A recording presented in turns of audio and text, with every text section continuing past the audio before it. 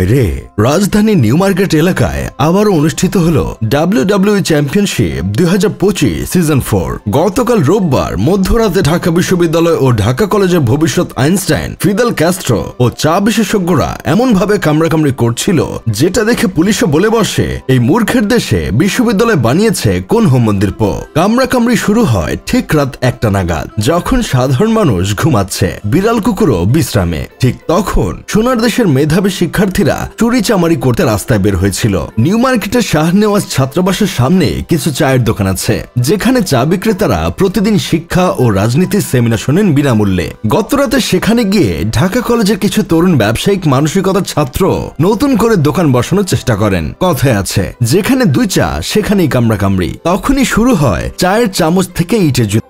এক পক্ষ বলে এই জায়গা আমাদের পুরনো রিসার্চ ল্যাব, অন্য পক্ষ বলে এই জায়গা আমাদের বাপদাদার নিজস্ব সম্পত্তি। তারপরে শুরু হয় ইট পাটকেল, ধাওয়া পাল্টা ধাওয়া আর কফি বনাম চা আন্দোলনের মহা।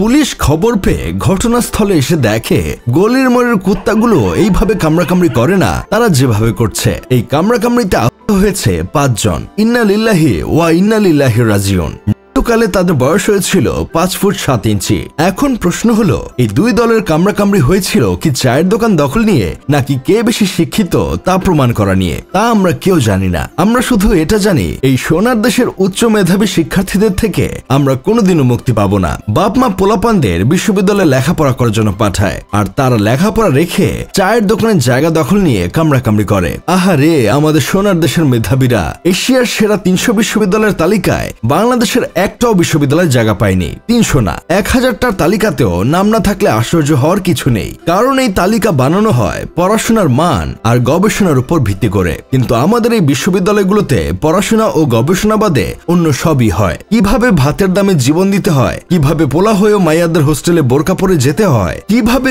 উড়ন্ত গাছের পাতা সেবন করতে হয়, বিশ্ববিদ্যালয়ের আনাচে কানাচে চিপা চাপায় গার্লফ্রেন্ডকে নিয়ে গিয়ে শারীরিক শিক্ষার ক্লাস নিতে হয়, এইগুলোই আমাদের বিশ্ববিদ্যালয়ে শেখানো হয়। টাইমস হায়ার এডুকেশন যদি একবার রাজনীতি, র্যাগিং, সিন্ডিকেট আর ভাব মারানোর দক্ষতার উপর ভিত্তি করে র্যাঙ্কিং করত, তাহলে বাংলাদেশের বিশ্ববিদ্যালয়গুলো টপ 10-এ জায়গা পেত। আর যদি কখনো কালার পার্টি দিয়ে সংসাজা আর বার্ষিক নাচানাচি প্রতিযোগিতার ভিত্তিতে র্যাঙ্কিং প্রকাশ করা হয়, তাহলে ভাই তখন কিন্তু বাংলাদেশের বিশ্ববিদ্যালয়গুলোর সাথে হার্ভার্ড, অক্সফোর্ডও পাল্লা দিতে পারবে না। আর ডক্টর ইউনূসের কাছে আমার একটাই বিনীত অনুরোধ, যত তাড়াতাড়ি সম্ভব ঢাকা কলেজকে ট্রান্সফার করে ব্রাহ্মণবাড়িয়া পাঠিয়ে দিন। কারণ ভাই, এরা 2 দিন পর পর এমন ভাবে নামে মনে হয় ঢাকা শহরটা ওদের বাপদাদার নিজস্ব সম্পত্তি। কখনো সিটি কলেজের নাম ফলক থেকে সিটি খুলে নিচ্ছে, আবার কখনো কলেজের জ তুলে নিয়ে যাচ্ছে।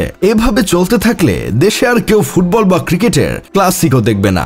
সবাই অপেক্ষা করবে ঢাকা কলেজের কামড়াকামড়ি ক্লাসিকর লাইভ টেলিকাস্টের জন্য।